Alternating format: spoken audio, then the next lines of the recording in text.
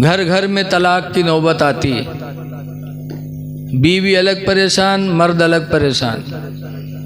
मेहरुए मदरसम जाते कहते मौलाना साहब तवीज़ बना दो, पूछो क्या बात, कहीं हमरे गुडुआ कब्बा तो हमरे लंग निगाहें नहीं उठावत।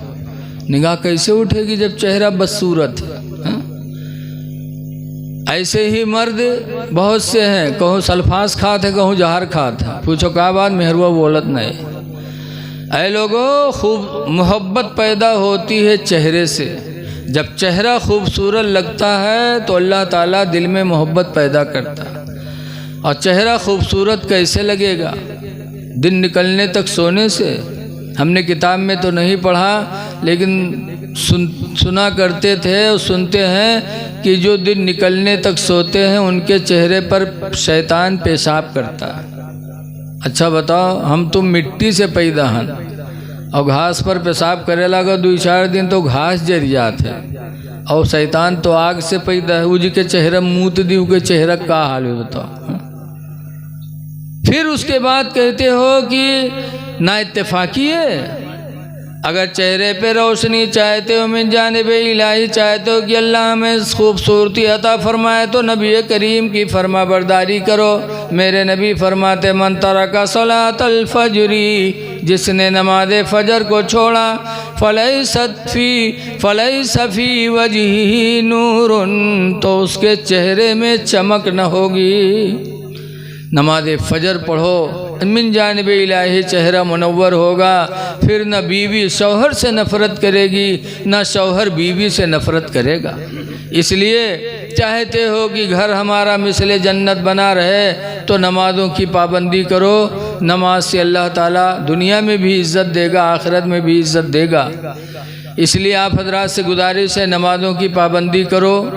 और आशिक़े रसूल हो तो चेहरे से भी बनो कि हम आशिक़े रसूल हैं। आज हमारे नौजवानों के चेहरों पे दाढ़ी नहीं है। ऐ लोगों, कभी सोचा आपने कि नबी करीम ने हमसे ही फरमाया था, हमसे ही आपसे कहा था, कुस्सुश्शवारिब, मोछों को कतरवा लो, वाफुल्लुहा, दाढ़ी बढ़ा लो, खालिफुल मुशरिकीन, मुशरिकीन की मुखालिफत करो। ये पूरी हदीस है। सरकार ने हम ही लोगों से फरमाया था, मोछे कतरवाओ, दाढ़ी बढ़ाकर मुशरिकीन की मुखालिफत करो कि वो मोछे रखाते हैं, दाढ़ी बनवाते हैं। तुम मोछों को कतरवा दो, दाढ़ी को रखा लो, बढ़ा लो। आज हम पैगंबर की इस फरमान को बालाए ताक रखे हैं और कहते हैं हम आशिक़े रसूल हैं। आशिक़े रसूल हम जब ही बनेंगे जब हम नबी के किरदार को ज़िंदा करेंगे। इसलिए नौजवानों, चेहरे पे दाढ़ियाँ रखा लो। दाढ़ी इस्लाम की निशानी है। एक दिन मैं मोबाइल देख रहा तो उसमें वीडियो आई कि आला हज़रत के साहिबजादे हुजूर मुफ्ती आज़म हिंद अलैहिर्रहमत से पूछा गया कि हुजूर दाढ़ी बनवाना कैसा है? तो हज़रत ने फरमाया, दाढ़ी बनवाना मस्जिद गिराना दोनों बराबर है।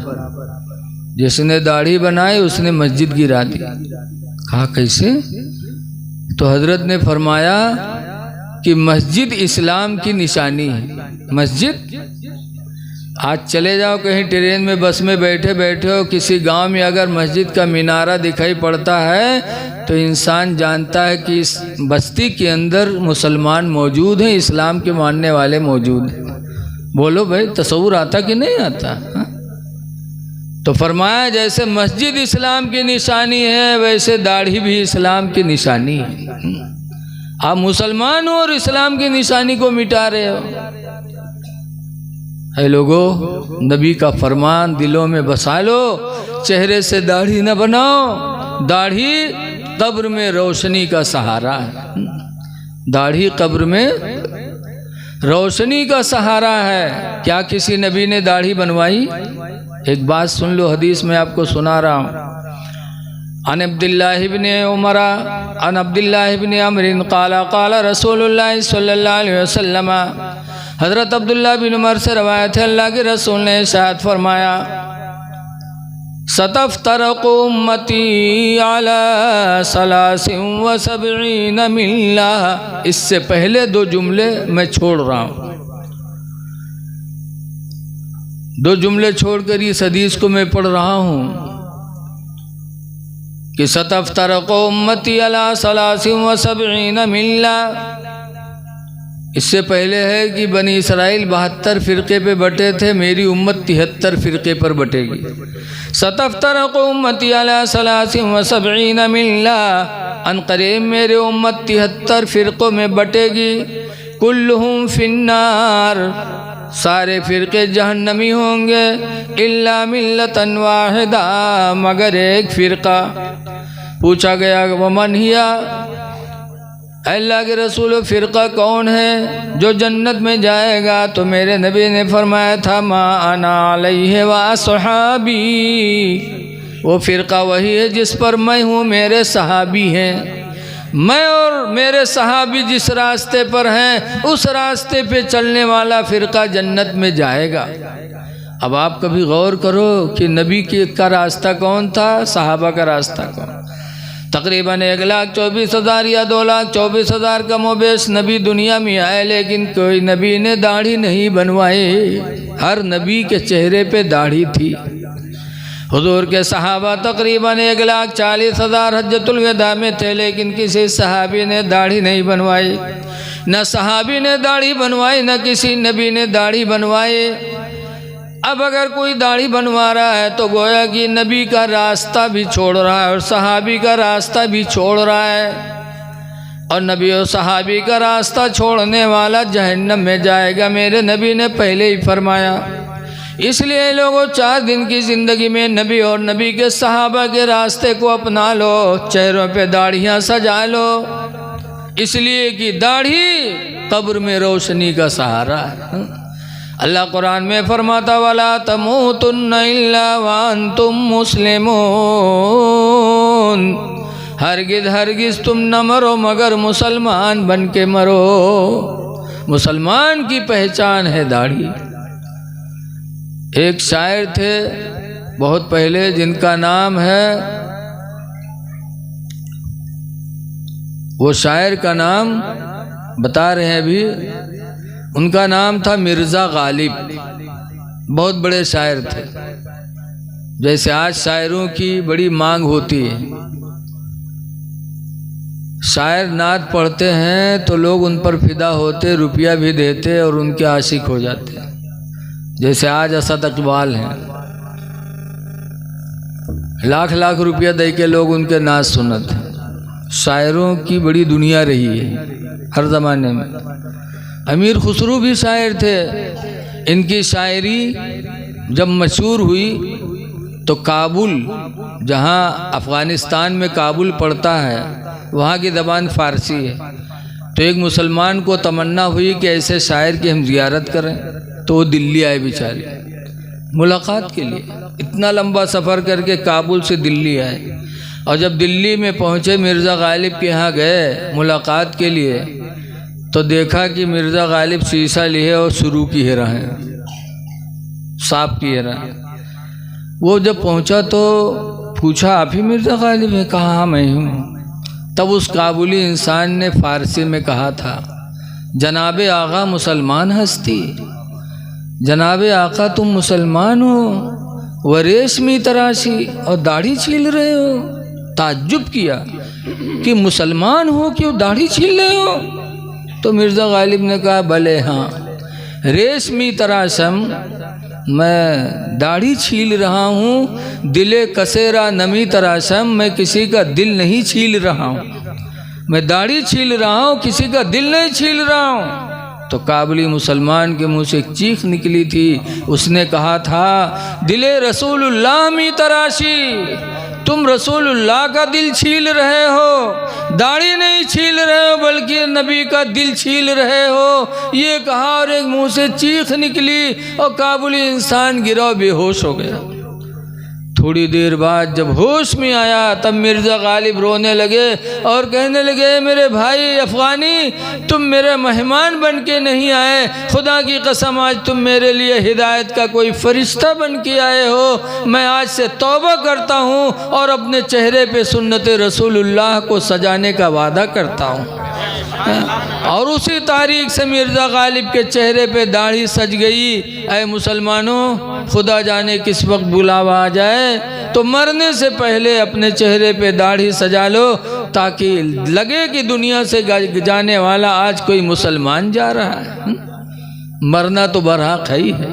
जैसे किसी कहने वाले ने कहा था कि कोई गुल बाकी रहेगा ना चमन रह जाएगा, कोई गुल बाकी रहेगा ना चमन रह जाएगा, और एक रसूलुल्लाह का दीन हसन रह जाएगा। हम सफीरो बाग में है कोई दम के चहचहे, हम सफीरो बाग में है कोई दम के चहचहे, और बुलबुलें उड़ जाएंगी सोना चमन रह जाएगा। आशिक़ रसूल हो तो चेहरे से भी साबित होना चाहिए और लिबास से भी होना चाहिए कि हम नबी के ग़ुलाम हैं। ग़ुलाम नबी तो देखने में पहचान में आए, लेकिन आज देखा जाता है कि जो उन मर्द हैं वो इस तरह बन रहे हैं जैसे औरत, और जो उन लड़कियां हैं वो ऐसी बन रही हैं जींस पैंट पहन के जैसे लागत है लड़का। बम्बई में एक दिन तकरीर कर रहा था, 10 दिन रोज़ा कराफट मार्केट के पास, तो एक पैंट बूशर्ट पहन के आवे, हमसे मुसाफा मिलावे, हम सर पर हाथ रखे कहे बेटा अच्छे रहो, बेटा पढ़ो। एक दिन तो सदर साहब देख लेंगे, उनका कमेटी के सदर रहा, कहीं हजरत तू बेटा ना हो बेटी हो, और पहने रहे पैंट जींस। ऐसे शिवपुर में एक दफ़ा हम तकरीर करेंगे न, एक साहब हमका बुलाए शिवपुर इमामगंज के पास, तो हम ठंडक महीना गए, रजे के अंदर लेट गए, हम कहें फलाने को बुला हो, नाम न ले, पता नहीं हुआ तक बात न पहुंच जाए। तो हम लेटे रहन, जुगुर जुगुर देखी रजे ओढ़े, और आए तो सफासट और कुर्ता पहने फूल वाला, दाढ़ी रखाए नहीं रहे, और साला ओढ़े ठंडी महीने। तो हम जानी कोनो मेहरुआ हो है, और हमका देख के लौट गए, और हम जानी कोनो औरत है, तो औरत से का बोले लगी, औरत से बोलो तो तकरीर बजाए कुछ और हुआ पाओ। तो हम चुप्पे पड़े रहें। थोड़ी देर बाद फिर हम कहें यार फलाने आवा नहीं, तो फिर उका बोले, फिर आगे देख के चला गो, हम देखी उका। फिर हम बहुत गुस्सा, हमका अजीब बदतमीज आदमी है यार, बुलाया अभी तक उसने मेरी खैरियत नहीं लिया। तब उका बलाई लेके आए, 2-3 मिला, कहीं हजरत दे आवा इसे मिल लो। तो हमने कहा यार तुम कहीं मौसा साहब आए तो रहा 2 दफ़ा हैं, लेकिन आप लेटे रहो। तो हम कहा यार हम देखा तो तुमका दोनों दफ़ा, लेकिन हम जाने कौन औरत हो तो हमारे हम तुमसे नहीं बोले। याद रखो नबी की ये इश्क नहीं है। हदीस पाक में अब्दुल्लाह इब्न अब्बास काला काला रसूलुल्लाह, हज़रत अब्दुल्लाह बिन अब्बास से रवायत है, फरमाते अल्लाह के रसूल ने इरशाद फरमाया,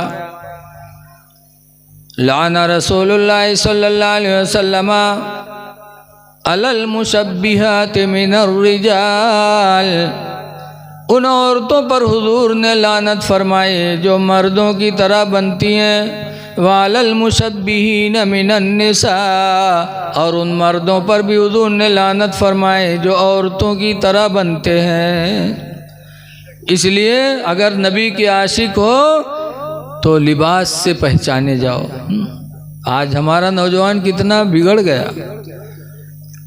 देखो मर्दों के लिए 4.25 माशा की चांदी, यानी 4.25 ग्राम समझ लो, 4.25 ग्राम चांदी, वो भी नग वाली अंगूठी पहनना जायज़ है, बाकी कोई जेवर मर्द के लिए जायज़ नहीं। औरतों के लिए जेवर है, लेकिन आज अजीब हाल है। गोंडा के पास बड़ा गांव है, मैं तकरीर करने गया तो गोंडा से एक आदमी मुझे, एक नौजवान मोटरसाइकिल पे बिठा के चला, मैं उसके पीछे बैठा, वो चला रहा था। थोड़ी देर बाद हमारी निगाह होके काने पे पहुंची, तो देखा काने में यहाँ भुरकी टंगी। तो हम पकड़े, हम कहे न्यू का पहने है रे? तो कहते रे मौलाना साहब बम्बई के रहा, शौक लाग रहा है तो छेदाई लिया रहा है, पहन लिया रहा है। तो हमका नकवा नहीं छेदाए, नाको छेदाए, बुलाका पहन ली थी, इका कहने पहने रे? तो कहते मौलाना तुम तो अजीब आदमी, अब बताओ।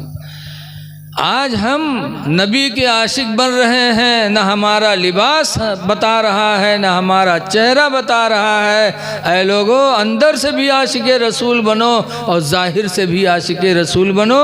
इसलिए आप हजरात से गुजारिश है कि नबी की ग़ुलामी सबसे बेहतर ग़ुलामी है। अल्लाह तबारक व तआला हमको आपको नमाज़ों का पाबंद बना दे। और आखिरी बात कह के मैं अपनी तकरीर ख़त्म कर रहा हूँ। देखो, भाईचारगी पैदा करो, आपस में हसद जलन सब ख़त्म करो, एक दूसरे की मदद करो। देखो, 3 लोग ऐसे हैं जिनकी दुआएं अल्लाह ताला कभी रद्द नहीं करता। आज हम तो दुआ करवाने के लिए बहुत दूर दूर चले जाते, और जहाँ दुआ करवाना ज़रूरी वहाँ नहीं करवाते। हुज़ूर फरमाते हैं 3 लोगों की दुआएं अल्लाह ताला कभी रद्द नहीं करता। नंबर 1 पर माँ बाप, दूसरे नंबर पर मुसाफिर, और तीसरे नंबर पर परेशान हाल मजलूम। माँ बाप को राज़ी करो। माँ बाप अगर दिल से दुआ दे देंगे, माँ बाप कैसे भी हों, लेकिन अगर औलाद के बारे में दिल से दुआ कर दें तो अल्लाह उनकी दुआओं को कभी रद्द नहीं करता। और दूसरे नंबर पर मुसाफिर, और तीसरे नंबर पर परेशान हाल। कोई परेशान हो उसकी मदद कर दो, चाहे वो हिंदू हो चाहे मुसलमान हो। हिंदू मुस्लिम न देखो बल्कि इंसानियत देखो। जिसके अंदर इंसानियत नहीं उसका इखलाक नहीं है। कोई भी हिंदू मुस्लिम कोई भी परेशान हो, बीमार हो, इलाज करा दो, नंगा हो कपड़ा पहना दो, भूखा हो खाना खिला दो, उसकी मदद कर दो। और वो परेशान हाल के मुंह से अगर दुआ निकल गई तो अल्लाह उसकी दुआ को भी कभी रद्द नहीं करता। इसलिए ये अपनी ज़िंदगी में शामिल कर लो। माँ बाप को राज़ी करो, इनकी दुआएं अल्लाह ताला कभी रद्द नहीं करता। बम्बई में माहिम के अंदर एक मज़ार है, हज़रत कुतुबुद्दीन, उनको कुतुब कौकन कहते हैं, मखदूम माहिम। ये किस ज़माने में बम्बई में थे? उस ज़माने में बम्बई में थे जब कोई कुरान पढ़ाने वाला बम्बई में था ही नहीं। आवाज़ अत्ता बम्बई में कुरान पढ़ाए वाले मिली हैं, वत्ता तुमको पूरे भारत में न मिली हैं। बम्बई में उस तम कोई कुरान पढ़ाने वाला नहीं था, तो इनके अब्बा भी नहीं थे, यतीम थे, मखदूम माँ थी। तो कहा अम्मा मैं कुरान पढ़ना चाहता हूँ। कहा बेटा कोई आएगा पढ़ाएगा तो पढ़ लेना। कहा अम्मा यहाँ कोई नहीं तो मुझे बाहर भेज दो। कहा बाहर कैसे भेज दूँ? कहा क्यों? बड़े पीर की माँ ने बड़े पीर को नहीं भेजा था। कहा वो मालदार थे, उनकी माँ ने 40 अशरफियाँ सिल दी थी सदरी में बेटा, और मैं गरीब हूँ, मैं तुम्हें एक अशरफी भी तो नहीं दे पाऊँगी। कैसे जाओगे बेटा? कहा फिर? कहा यहीं रहो, अल्लाह चाहेगा तो कोई कुरान पढ़ाने वाला आएगा तुम्हें कुरान पढ़ाएगा। माँ की फर्मा बरदारी किया, मान गए, लेकिन दिल में कुरान का जज्बा था। सुबह माँ को खिला पिला देते, उसके बाद चले जाते समंदर के किनारे, अब अल्लाह से दुआ करते, या अल्लाह कोई कुरान पढ़ाने वाला भेज दे, या अल्लाह कोई कुरान पढ़ाने वाला भेज दे। जाते थे, दिन में दुआ करते थे, शाम को वापस आते थे। कई दिन गुजर गए तो एक दिन गए तो देखा कि हज़रत खिद्र अलैहिस्सलाम खड़े हुए। कह दो सुभान अल्लाह यार। सलाम किया हज़रत खिद्र ने, इन्होंने जवाब दिया, पूछा बेटा यहाँ क्यों आते हो? कहा कुरान पढ़ाने वाला नहीं मिलता, कुरान पढ़ाने वाले की तलाश में आता हूँ कि अल्लाह कोई कुरान पढ़ाने वाला भेज दे। तो उन्होंने कहा बेटा मैं खिद्र हूँ। और खिद्र अलैहिस्सलाम कौन है? जिनके बारे में इख्तलाफ है कि वो नबी हैं कि वली हैं। वली तो हैं ही हैं, हर नबी वली होता है, हो सकता है नबी भी हूँ, अल्लाह जाने। उन्होंने कहा मैं खिद्र हूँ बेटा, तुम्हारी दुआ अल्लाह ने कबूल कर ली है, मुझे पढ़ाने के लिए भेजा है, लिहाजा बेटा यहीं इसी वक्त रोज़ाना इसी टाइम पर आना, मैं तुमको पढ़ा दिया करूँगा। लेकिन ये राज की बात है, हम जाने तुम जाने, किसी तीसरे को मत बताना। मखदूम बहुत खुश हो गए, कहा ठीक है हुजूर। अब जाते थे आते थे, जाते थे आते थे, कुरान पढ़ते थे। अब जाने में बड़ी जल्दी करने लगे घर से। एक दिन उनकी माँ ने कहा बेटा बहुत जल्दी कर रहे हो? कहा हाँ अम्मा अभी आता हूँ। कहा बेटा आते तो हो, लेकिन ये बताओ जाते कहाँ हो रोज़ाना? तो कहा अम्मा राज की बात है न पूछो। कहा अरे मैं तेरी माँ हूँ, और मुझसे भी दुनिया में कोई करीबी तेरा जिसको तू राज की बात बताएगा, हमें नहीं बताएगा बेटा? कहा अम्मा न पूछो। कहा बेटा बता दे, मुझसे भी कोई करीबी है तेरा, बता क्या मामला है। तो मखदूम ने बता दिया कि अम्मी आपकी खिदमत के बाद समंदर के किनारे जाता था, अल्लाह से दुआ करता था कि या अल्लाह कोई कुरान पढ़ाने वाला भेज दे। अल्लाह ने मेरी दुआ कबूल कर ली, अल्लाह ने हज़रत खिदर अलैहिस्सलाम को भेजा और रोज़ाना आते हैं कुरान पढ़ाते हैं। उनकी माँ ने सुना तो कहा अल्हम्दुलिल्लाह रब्बिल आलमीन, अल्लाह तेरा शुक्र है। फरमाया बेटा जाओ, जल्दी जाओ, जल्दी जाओ। भेजा। अब जब गए वहाँ तो खड़े हैं, दुआ मांग रहे हैं, हज़रत खिदर आए ही नहीं, दिन ख़त्म हो गया। मखदूम वापस आए, रोने लगे। कहा अम्मा उन्होंने मना किया था, राज की बात है न बताना, तुमने पूछ लिया, तुम्हारी मोहब्बत में बता दिया, वो नाराज़ हो गए, अम्मी नहीं आए, अब हम कुरान कैसे पढ़ेंगे। कहा बेटा घबराओ नहीं, कि कोई ज़रूरत तो रही होगी, ना आए होंगे, कल जाना, कल मिलेंगे। दूसरे दिन गए, फिर पूरा दिन खड़े रहे, खिदर नहीं आए, फिर आए, रोने लगे। तब उनकी माँ ने कहा बेटा रो नहीं, कल जाना। शागिर्द की जिम्मेदारी है कि रोज़ाना दर्जे में बैठे, और उस्ताद की जिम्मेदारी नहीं है, उस्ताद को इख्तियार है, जब चाहे बैठे, जब चाहे न बैठे। ये उनकी माँ ने ज़हन दिया था। आज मौली साहब राय मदरसम चाहे लड़का जाए चाहे न जाए, मौलवी हाजिरी होते, आजकल लड़किन के हाजिरी नहीं होते। अरे मखदूम की माँ ने कहा था बेटा पाबंदी शागिर्द की जिम्मे है, उस्ताद की जिम्मे नहीं है। उस्ताद को इख्तियार है, जब चाहे दर्जे में बैठे, जब चाहे न बैठे। बेटा कल जाना, कल मिलेंगे। तीसरे दिन गए, फिर बैठे रहे और हज़रत खिदर नहीं आए। मखदूम रोने लगे, मेरी माँ मैं तो बदनसीब निकला, अब मैं कुरान नहीं पढ़ पाऊँगा। आपके मोहब्बत में मैंने बता दिया और नाराज़ हो गए, अब नहीं आएंगे, मैं नहीं पढ़ पाऊँगा। कहा नहीं नहीं बेटा कल जाना, तसल्ली दिया। रात हुई, मखदूम की माँ ने वज़ू बनाया, वज़ू बनाने के बाद 2 रकात नमाज पढ़े, और नमाज पढ़ने के बाद दुआ मांगी, या अल्लाह अगर मेरे बेटे खिदर ने मेरी मोहब्बत में, मेरे बेटे मखदूम ने मेरी मोहब्बत में राज की बात बता दिया, तो या अल्लाह तूने खिदर को क्यों रोक लिया। या अल्लाह मेरे हाथों की लाज रख ले और खिदर को भेज दे कि मेरा बेटा हाफिज़ कुरान हो जाए, वरना मेरा बच्चा ना फरमान हो जाएगा, मेरी बात कभी मानेगा नहीं। मखदूम की माँ ने दुआ मांगी। सुबह हुई, मखदूम समंदर के किनारे गए, और जब गए तो देखा कि हज़रत खिदर पहले ही से खड़े इनका इंतज़ार फरमा रहे हैं। उन्होंने सलाम किया, जवाब दिया, तो फिर कहते बेटा तुम नहीं माने, मैंने मना किया था, राज की बात है न बताना, और तुमने नहीं माना, बता दिया।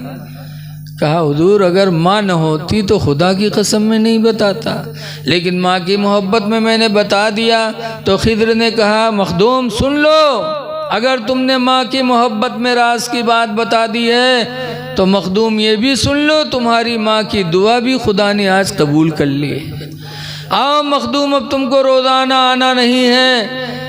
हज़रत खिदर ने मखदूम माहिमी को अपने सीने से लगाया और हाफिज़ कुरान बना दिया। कहा बेटा बार बार नहीं आना है, जाओ मैं कुरान तुम्हारे सीने में उड़ेल लाऊं। हज़रत मखदूम हाफिज़ कुरान हो गए, आए माँ के कदमों को चूमा, कहा माँ तुम्हारी दुआओं की तुफ़ैल अल्लाह ने मुझे आज हाफिज़ कुरान बना दिया। पता चला कि माँ की दुआ, बाप की दुआ अल्लाह खूब कबूल करता है। इसलिए नौजवानों माँ बाप को राज़ी कर लो, सबसे बड़े पीर तुम्हारे यही हैं। माँ बाप की ताज़ीम ज़रूरी है। अल्लाह ताला हमको आपको नबी